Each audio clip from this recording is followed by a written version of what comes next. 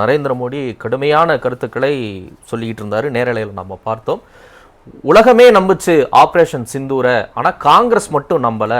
பாகிஸ்தானுக்கு தெரியும் நம்ம ராணுவத்தினுடைய பலம், ஆனா காங்கிரஸ் கட்சிக்கு தெரியல. பாகிஸ்தானோட பிஆர்ஓவா காங்கிரஸ் கட்சி செயல்படுது அப்படின்னு தன்னுடைய பதிலடியை கொடுத்திருக்கிறார். உங்க விளக்கம் சொல்றீங்க, பயங்கரமா சொன்னாருன்னு. ஆனா அதுல ஏதாவது ஒரு இடத்துல வந்து ஸ்டாட்டிஸ்டிக்கலா அது புள்ளி விவரத்தோடு அல்லது உலகளாவிய அளவில் ஏதாவது ஒரு உதாரணங்களோடு இதை எப்படி அவர் வந்து வெற்றிகரமான ஆப்ரேஷன் என்று சொன்னாரா என்றால் அதற்கும் பதில் இல்லை. இப்போ வரைக்கும் பேசிக்கிட்டு தான் இருக்காரு. செம போர் அடிக்குது, ஸ்பீக்கரே தூங்குறாரு, அந்த லெவலில் தான் அவருடைய பேச்சு இருக்கிறது. ஆனால் நாங்கள் வைத்த கேள்விகள், இப்போ அவர் பேசும்போது அது ஒரு முக்கியமான பாயிண்ட் சொல்றாரு. அபிநந்தனை வந்து தூக்கிட்டு போயிட்டாங்க, காங்கிரஸ் வந்து சந்தோஷப்பட்டாங்க. இதெல்லாம் எவ்வளோ பெரிய ஒரு வன்மம் நிறைந்த பேச்சு தெரியுமா? அதாவது விமர்சிக்கலாம் எதிர்கட்சி, அதாவது அதுக்காக வந்து இந்தியாவில் வந்து ஒரு தாக்குதல் நடந்துடணும் அப்படி நான் என்ன. அப்போ நான் ஒரு உதாரணத்தோடு கேட்குறேன். மும்பை அட்டாக் நடந்துச்சு, நரேந்திர மோடி சந்தோஷப்பட்டாரா? அப்போ ஒரு இந்தியனா யாராவது சந்தோஷப்படுவாங்களா? முதல்ல இந்த அடிப்படையே புரியாத ஒருவர் பிரதமராக இருக்கிறார் என்பது சாபக்கேடு இந்த தேசத்திற்கு. எதிர்கட்சிகளை விமர்சிப்பதற்கு 1000 விஷயங்கள் இருக்கு. நீங்க கேட்ட கேள்விகளுக்கு பதில் சொல்லி விமர்சிக்கலாம். இவ்வளவு நேரம் பேசியிருக்காரு நேரலையில, நம்ம எல்லாரும் பார்த்தோம். ஒரு கேள்வி கூட பதில் சொல்லல. தலைவர் ராகுல் காந்தி அடுக்கிய கேள்விகளாக இருக்கட்டும், இந்தியா கூட்டணியின் பிற தலைவர்கள் அடுக்கிய ஆராசா உட்பட, கனிமொழி உட்பட, மரியாதைக்குரிய தலைவர் பிரியங்கா காந்தி உட்பட அவர்கள் எழுப்பிய எந்த கேள்விக்குமே பதிலளிக்காமல் ட்ரம்ப் சொல்லிதான் போரை நிறுத்தணும்னு நீங்க வந்து சொல்றீங்க. 29 முறைங்கிறாரு. அவர் சொல்றாரு எந்த தலைவரும் எனக்கு நிர்பந்தம் கொடுக்கல, ஜேடி வான்ஸ் மட்டும் பாகிஸ்தான் ஒரு பெரிய தாக்குதலை நடத்த திட்டமிட்டு இருக்கிறாங்கன்னு தகவல் தான் சொன்னாங்க. ஆனா திருப்பி அவங்கள பயமுறுத்தக்கூடிய அளவுக்கு தாக்குதல் பண்ணிட்டோம். கேள்வி என்ன? ட்ரம்ப் பொய்யர்னு சொல்லுங்களேன். 29 முறை ட்ரம்ப் சொன்னது உண்மையா இல்லையா நீங்க சொல்லுங்க. 29 முறை இப்ப வரைக்கும். சமீபத்தில் 2 நாளுக்கு முன்னால கூட அவர் பேசினாரு. அதுக்கு முன்னால முதல்ல சொல்லும் போது வர்த்தகத்தை காரணம் காட்டி நான் தான் போரை நிறுத்தினேன் அப்படின்னா, நான் என்ன கேட்கறேன்னா, விஸ்வகுரு அப்படின்னா என்ன? உலகத்துக்கே நம்ம தான் லீடர் அப்படின்னு நம்மள உலகளாவிய உலக அரங்கில் இந்தியா விஸ்வகுருவாக இருக்கிறது. அதான் அவர் சொல்றது. இந்தியாவை வந்து உலகளாவிய அளவில் விஸ்வகுரு, இந்த தேசத்திற்கே தலைவராக இந்தியாவை நான் கொண்டு வர போறேன் அப்படின்னா வேர்ல்ட் லெவல்ல இந்த தேசத்தை எப்படி பாக்குறாங்க அப்படிங்கிறது ரொம்ப முக்கியமானது. அப்போ உலகளாவிய அளவில் இந்த தேசத்தை எப்படி பாக்குறாங்க அப்படின்னு சொல்லும்போது தலைவர் ராகுல் காந்தி ஒரு கேள்வி கேட்டார். நீங்க நம்முடைய டெலிகேஷன் நம்ம அனுப்பணும், எல்லாரும் அதுல இருந்தாங்க. Delegation is running around the world, உலகம் பூரா போய் டெரரிசம் பத்தி பேசிக்கிட்டே இருக்குது இல்லையா? ஆசிம் முனீர் போய் டீ குடிச்சிட்டு இருக்கிறார் அமெரிக்க அதிபர் கூட. அப்ப நாம எந்த தீவிரவாதத்தை எதிர்க்கிறோம்? யார் நம்ம மீது தொடுத்த தீவிரவாதத்தை எதிர்க்கிறோம்? ஆபரேஷன் சிந்தூர் யாருக்கு எதிரானது? பகல்காமில் தாக்குதலை நடத்தியவர்கள் யார்? பாகிஸ்தான்காரர்கள், பாகிஸ்தான் தீவிரவாதிகள். அந்த தேசமே தீவிரவாதத்தை ஊக்குவிக்கிறது என்பதில் மாற்று கருத்தில்லை. அப்படிப்பட்ட ஒரு தேசத்தை நம்ம கார்னர் பண்ணி தான் உலகம் பூரா நம்ம போய்கிட்டு இருக்கோம். நம்ம சொல்லிக்கிறோம் விஸ்வகுரு ஆயிட்டோம் அப்படின்னு நரேந்திர மோடி மார்த்தட்டி கொள்கிறார். அது உண்மை என்றால் ஆசிம் முன்னரை எப்படி நம்ம வந்து கொண்டாட முடியும்? அவங்க எப்படி அவரை கூப்பிட்டு டீ கொடுத்து அவர் மரியாதை கொடுக்க முடியும்? நியாயமா கேட்கணும்ல. கேட்டிருக்காங்க, அதுக்கு முன்னால உலக வரலாற்றுல கேட்டிருக்காங்க.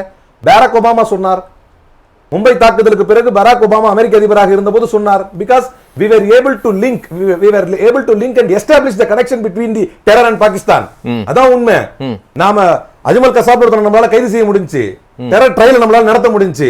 நீங்க தாண்டா தீவிரவாதிகள் என்பதை பாகிஸ்தானை வந்து உலக அரங்கில் நம்மளால அமலப்படுத்த முடிஞ்சு. அதில் எல்லாவற்றிலும் தோல்வியுற்ற ஒரு பிரதமர் தன்னுடைய ஆசுவாசத்தை இங்கு கொட்டிக் கொள்கிறார் என்றுதான் சொல்லணுமே தவிர இங்க ஒரு இடத்துல கூட அவர் ஸ்டாட்டிஸ்டிக்கலா இதை பண்ணும் அதை பண்ணும் என்ன கேட்கிறாரு? அபிநந்தன் போனா சந்தோஷப்படுறாங்க, ஒரு பிஎஸ்எஃப் ஜவானை தூக்கிட்டு போயிட்டாங்க, உடனே காங்கிரஸ் வந்து சந்தோஷப்பட்டுச்சு. எவ்வளவு என்னங்க இதெல்லாம்? இவர்களுக்கும் சுதந்திரத்துக்கு மேல சம்பந்தம் இருக்கா? எப்படி ஒரு இந்தியா அப்படி வந்து ஒரு சந்தோஷப்படும்? இந்த தேசத்தை அடிமைத்தனையிலிருந்து விடுவித்த ஒரு கட்சியை பார்த்து இவ்வளவு புழுதிவாரி வீசுவதற்கு ஒரு பிரதமர் வெட்கப்பட வேண்டும். அப்போ ஒரு பிஎஸ்எஃப் ஜவானை தூக்கிட்டு போயிட்டாங்கன்னா காங்கிரஸ் சந்தோஷப்பட்டுச்சு இல்ல. இந்த தாக்குதல் நடந்த போது உடனடியாக அனைவரும் எங்க கட்சியில செய்தி தொடர்பாளர்கள் சர்க்குலர் வந்துச்சு, யாரும் ஆபரேஷன் சிந்தூரையோ அல்லது இந்த நடந்த தாக்குதலை பற்றியோ அரசியல் ரீதியாக கருத்து தெரிவிக்க கூடாது. நம்ம வந்து இந்த நேரத்துல we stand in solidarity behind our soldiers, நம்முடைய ராணுவ வீரர்களுக்கு ஆதரவாக நம்ம நிக்கணும் அப்படின்னு. அப்போ தலைவர் ராகுல் வந்து ஒரு கேள்வி கேட்டார், நியூ நார்மல்னா என்ன? இப்ப புதுசா வந்திருக்குது நியூ நார்மல் ஒன்று சொல்றாரு. அப்ப நாம பாகிஸ்தானை தீவிரவாதத்தை கண்டிச்சுக்கிட்டு இருக்கிறோம் அப்படின்னு ஜெய்சங்கர் சொல்றாரு. இதுக்கெல்லாம் பதில் இல்லையே மோடி கிட்ட. நாம் பாகிஸ்தானை கண்டித்து கேட்கிறாரு. ஏன் உங்களுக்கு அந்த நம்பிக்கை வரமாட்டேங்குது? இந்த அரசு மேலையும் நமது தேசத்தின் ராணுவத்தின் மேலையும் காங்கிரஸ் கட்சிக்கு ஏன் சந்தேகம் வந்துகிட்டே இருக்கு? உலக நாடுகள், நீங்க சொன்னீங்க உலகின் எந்த நாடுகளும் வந்து பாகிஸ்தானுக்கு வந்து எதிர்ப்பு தெரிவிக்கல. 193 நாடுகள் ஆபரேஷன் சிந்தூருக்கு ஆதரவா இருந்தது, காங்கிரஸ் கட்சி மட்டும்தான் எதிர்த்து பேசுதுன்னு இப்ப பேசுறாரு. ஏதாவது ஒரு நாடு பாகிஸ்தான் செய்ததுதான் தீவிரவாதம் சொல்லிச்சா? ஒரு நாடு அப்படியே எழுந்து போயிடுறேன் சார், அப்படியே எழுந்து போயிடுறேன், இனிமே பேசவே இல்லை. நான் என்னுடைய சின்ன அரசியல் அனுபவத்திலிருந்து அப்படியே போயிடுறேன், இனிமே பேசவே இல்லை. நீங்க நடுநிலையான நெறியாளர், அடுத்து வரக்கூடிய பாரதிய ஜனதா கட்சி சகோதரர்களோ, ஒரு நாடு. நான் சொல்றேன் உங்களுக்கு ஒரு சிம்பிள் உதாரணம். மும்பை அட்டாக்கு பின்ன பாரக் ஒபாமா சொன்னாரு, இது பாகிஸ்தானுடைய தீவிரவாதம், இது கண்டிக்கப்பட வேண்டியது. நீங்க எடுக்கக்கூடிய முடிவு அப்படி இருக்கணும். நம்ம ஐசோலேட் பண்ணோம் பாகிஸ்தானுக்கு கிடைக்கக்கூடிய நிதிகளை தடுத்தோம், பாகிஸ்தானை நிர்பந்தித்தோம், நீங்க செய்தது தீவிரவாதம் என்று உலகத்துக்கு தெரிய வேண்டும் என்று. இங்க அடுத்து வருவோம், சிந்தூர் அட்டாக் அப்படின்னு சொன்னாங்க, பாகிஸ்தானை அதை ஏற்கல, உலக நாடுகளுக்கும் அது தெரியல. தலைவர் ராகுல் காந்தி அதுதான் இன்னைக்கு பாராளுமன்றம் சொன்னார், நான் பாகிஸ்தானையும் சைனாவையும் நம்ம ஒன்று சேர்த்து இருக்கிறோம், அவங்க ஒன்றுபடுறதை நம்ம தடுக்காம இருக்கிறோம் என்று நான் ஒவ்வொரு முறை சொன்ன போதெல்லாம் நீங்கள் கேலி செய்து சிரித்தீர்கள். இப்போ அதுதான் பண்றாரு பிரதமர் நரேந்திர மோடி. பாருங்க, ஒரு கவலைக்கிடமான ஒரு சம்பவத்தை விவரித்து அதை பற்றி பேசக்கூடிய எந்த ஒரு முகபாவனையோ உடல் பாவனையோ அவர்கிட்ட இல்ல. கேலி பண்றார், நையாண்டி பண்றார். அரசியல் பண்ணும்போது வேற, அவர் எப்படி வேற, ஒரு சோகமான விஷயத்தை பேசும்பொழுது நையாண்டி செய்து சிரிப்பது என்பது வேறு. அவர் என்ன சொல்றாரு, நான் மட்டும் சிரிக்கல, காங்கிரஸ் பத்தி இந்த உலகமே சிரிக்குது, நம்ம பேசுற விஷயம் சிரிப்புக்குரிய விஷயமே இல்ல. அது அவ்வளவு சோகத்தை. நரேந்திர மோடி அது சிரிப்புக்குரிய விஷயம் தான். ஏனென்றால் தாக்குதல் நடந்த மாத்திரத்தில், தாக்குதல் நடந்த இடத்திற்கோ அல்லது பாதிப்புக்கு உள்ளான மக்களையோ சந்திக்க தவறிய ஒரு பிரதமர், தேர்தலுக்காக பீகார் தேர்தல் பிரச்சாரத்துக்கு சென்ற பிரதமருக்கு என்ன தெரியும்? பாராளுமன்றத்தில் இப்படிதான் பேச தெரியும், இப்படிதான் பேசுவாரு. இல்ல, அமித்ஷா கேட்கிறாருங்க, காங்கிரஸ் கட்சி மிச்சம் வச்சுட்டு போன பாகிஸ்தானின் பயங்கரவாதிகளை நாங்கள் இன்றைக்கு முற்றாக அழித்தொழித்திருக்கிறோம், நீங்க ஒழுங்கா நடவடிக்கை எடுக்கல ஆட்சியில் இருக்கும்போது, அதனுடைய மிச்ச சொச்சத்தை இன்னைக்கு நாங்க அடிச்சிருக்கிறோம், ஆபரேஷன் மகாதேவ் மூலமா நேத்தைக்கு 3 தீவிரவாதியை கொண்டிருக்கோம், இதெல்லாம் பாராட்ட கூட உங்களுக்கு மனம் இல்லைன்னா அப்ப உங்களுக்கு என்ன நோக்கம் இருக்குன்னு கேட்கிறாரு அமித்ஷா. நாங்கள் மிச்சம் வைத்ததை சரி செய்கிறோம் அப்படின்னா 370 ஆர்டிகல் ரிவோக் பண்ணிட்டு என்ன சொன்னீங்க அப்படின்னா, இனி குண்டு சத்தமே கேட்காது. நீங்க பகல்காம் எந்த நாட்டில் இருக்குது? இல்ல வேற ஏதாவது நாட்டில் இருக்குதா? நீங்க எதுல மிச்சம் வச்சுட்டு போனீங்க, எதுல சரி செஞ்சீங்க? சரி, இனிமே நடக்க, இதுக்கு முன்னால நீங்க சர்ஜிக்கல் ஸ்ட்ரைக் நடக்கும்போது என்ன சொன்னீங்க? அல்லது புல்வாமா தாக்குதல் நடக்கும்போது என்ன சொன்னீங்க? புல்வாமாக்கு பதிலாக நீங்க தாக்குதல் நடத்தி என்ன சொன்னீங்க? இனி எதுவுமே நடக்காது அப்படின்னீங்க. இப்ப திரும்பி நடக்குது. 370 ஆர்டிகல் ரிவோக் பண்ணிட்டு காங்கிரஸ் செய்த குற்றத்திலிருந்து இனி விடுதலை கொடுத்துட்டோம், 370 ஆர்டிகல் இருந்ததுதான் டெரருக்கு காரணம், இனிமே பாலாரம் தேனாரம் ஓடும் அப்படின்னீங்க. டெரரிசம், இது டூரிசம் கூடிருச்சு, டெரரிசம் பிளாட் ஆயிடுச்சு, இனிமே இங்க எந்த பிரச்சனையும் இருக்காது அப்படின்னீங்க. அதற்கு பின்னர் மட்டும் 59 தீவிரவாத தாக்குதல் நடந்திருக்கின்றன. அதில் 39 தாக்குதல் நம்முடைய ராணுவ அதிகாரிகளை மையப்படுத்தி நடந்திருக்கிறது. எங்க பதிலு? எங்க விட்டுட்டு போனது? எங்க மிச்சம் பண்ணி வச்சீங்க? ஒரு வாதத்திற்கு காங்கிரஸ் பலகீனப்படுத்தியது தான் நாங்க மிச்சம் வைக்கிறோம் அப்படின்னா கூடிக்கிட்டுல போகுது, தாக்குதல்களின் எண்ணிக்கை கூடிக்கிட்டுல போகுது, நம்முடைய இழப்பு கூட எண்ணிக்கை கூடிக்கிட்டுல போகுது. நீங்க எதை வாதம் வைத்து முன்வைத்து தேர்தல் பிரச்சாரத்தை முடித்து விட்டு நீங்க வந்தீங்களோ அதுல எந்த ரிசல்ட்டையும் நம்ம பார்க்கவே இல்லையே. மாறாக பாராளுமன்றத்தை ஒரு கேலிக்குரிய இடமாக நரேந்திர மோடி மாற்றிக் கொண்டிருக்கிறார். ஏன்னா காங்கிரஸை பார்த்து வைத்த பல குற்றச்சாட்டுகளில் ஒன்று மன்மோகன் சிங் பிரதமராக இருக்கும்போது வச்சாங்க குற்றச்சாட்டு. என்ன குற்றச்சாட்டு வச்சாங்க அப்படின்னா, இவர் ஒரு நான் ரெசிடென்ட் பிரைம் மினிஸ்டர் அப்படின்னு சொன்னாங்க. கரெக்டா பார்லிமெண்ட் செஷன் ஸ்டார்ட் ஆகும் போதெல்லாம் வெளியே போயிருவாரு அப்படின்னாங்க. இன்னைக்கு இவ்வளவு முக்கியமான கோல்கேட் ஸ்கேம் பத்தி விவாதிக்கிறதுக்கு 2012 to 13 என்னுடைய நினைவு சரியா இருந்தா, அப்ப கோல்கேட் ஸ்கேம் பத்தி விவாதிக்கிறதுக்கு பிரதமர் இங்க இல்ல அப்படின்னு நாடாளுமன்றத்தை முடக்கினார்கள். எப்படி இது சாத்தியம் அப்படின்னு கேட்டாங்க.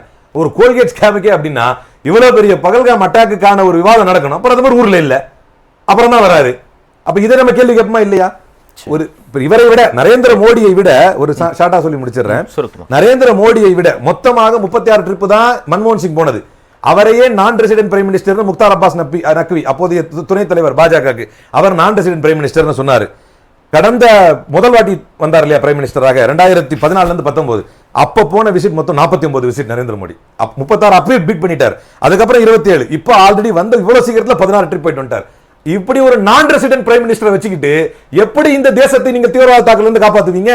நரேந்திர மோடி ஒரு நான் ரெசிடென்ட் பிரைம் மினிஸ்டர் தானே. சொல்லுங்க. அவரிடமும் எங்கேயோ கீழே சுத்திட்டு இருந்தவங்களை கூப்பிட்டு வந்து மீடியா ஃபேஸ்ல உட்கார வச்சு 2 பேரை பேச விட்டாங்கன்ற மாதிரி சொல்றாரு. அவங்க யார்? அவங்க ஒரு காலனல், அவ்வளவு பெரிய அதிகாரி, அவங்க அந்த பொறுப்புல இருக்கிறாங்க, அவங்க ஒரு இஸ்லாமியரா இருக்கிறாங்க. விஜய் சிங் என்ன சொன்னாரு? ஏன்னா அந்த வார்த்தை ரொம்ப முக்கியமானது. ஜிஹாதிகளுக்கு ஜிஹாதிகளுடைய சகோதரியையே அனுப்பி பதிலடி கொடுத்தார். எவ்வளவு பெரிய வன்மமான பேச்சு! தப்பு இல்லாது.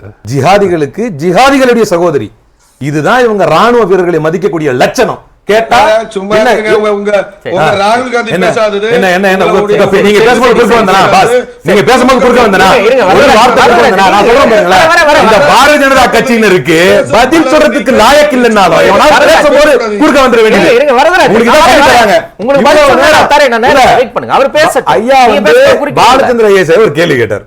எப்ப உங்ககிட்ட பாகிஸ்தான் கெஞ்சிச்சு என்ன கோரிக்கைகளை அல்லது நீங்க டிமாண்ட்ஸை வச்சு அந்த கெஞ்சினதை வந்து முடிச்சீங்க. ஒரு பதில் சொல்லல தலைவர். இப்ப பாருங்க குறுக்கிட்டே இருப்பாரு. பிஜேபி சொல்லி தருது. பிஜேபி சொல்லி தருது. நான் ப்ரிப்பேர் பண்ணிட்டு போவாதீங்க.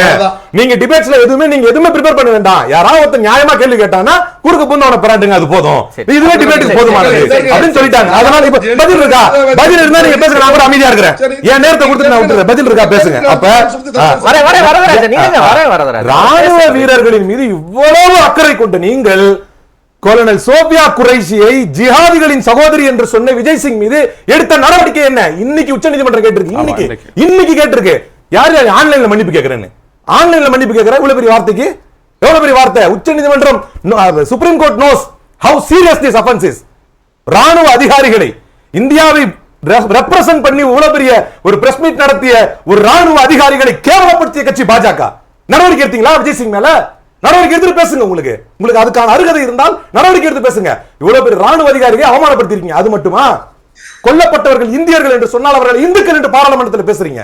தலைவர் பிரியங்கா காந்தி மீண்டும் மீண்டும் சொன்னார், கொல்லப்பட்ட 25 பேரும் இந்தியர்கள் என்று சொல்லுங்கள் அப்படின்னு. எல்லா எம்பியும் கொல்லப்பட்ட 25 பேரும் இந்துக்கள் அப்படிங்கிறீங்க. பிரியங்கா காந்தி எழுந்துச்சு அவர்களை இந்தியர்கள் என்று சொல்லுங்கள் அப்படின்னு. இந்தியர் என்ற உணர்வே உங்ககிட்ட இல்லையே. 1971 பற்றி பேசினார், இந்திரா காந்தியை பற்றி பேசினார்.